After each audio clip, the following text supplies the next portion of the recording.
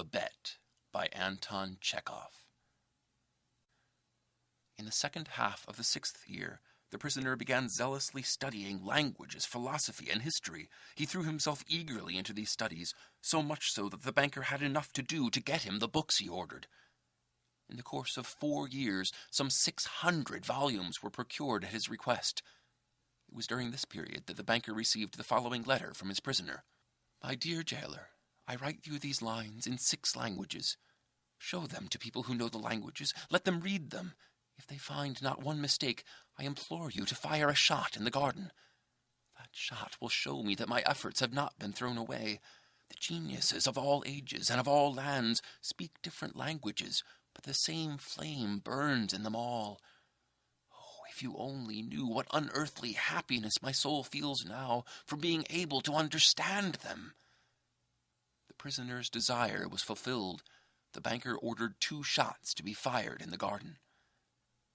Then, after the 10th year, the prisoner sat immovably at the table and read nothing but the gospel. It seemed strange to the banker that a man who in 4 years had mastered 600 learned volumes should waste nearly a year over one thin book, easy of comprehension. Theology and histories of religion followed the Gospels. In the last 2 years of his confinement, the prisoner read an immense quantity of books quite indiscriminately. At one time he was busy with the natural sciences, then he would ask for Byron or Shakespeare. There were notes in which he demanded at the same time books on chemistry and a manual of medicine and a novel and some treatise on philosophy or theology. His reading suggested a man swimming in the sea among the wreckage of his ship and trying to save his life by greedily clutching first at one spar and then at another.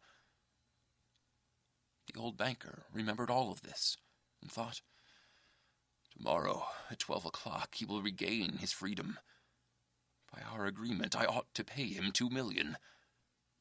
If I do pay him, it is all over with me. I shall be utterly ruined." 15 years before, his millions had been beyond his reckoning. Now he was afraid to ask himself which were greater, his debts or his assets. Desperate gambling on the stock exchange, wild speculation, and the excitability which he could not get over even in advancing years, had by degrees led to the decline of his fortune, and the proud, fearless, self-confident millionaire had become a banker of middling rank, trembling at every rise and fall in his investments. "Cursed bet," muttered the old man, clutching his head in despair. "Why didn't the man die? He is only 40 now. He will take my last penny from me. He will marry, will enjoy life, will gamble on the exchange. Well, I shall look at him with envy like a beggar, and hear from him every day the same sentence: 'I am indebted to you for the happiness of my life. Let me help you.' No, it is too much. The one means of being saved from bankruptcy and disgrace is the death of that man." It struck 3 o'clock. The banker listened.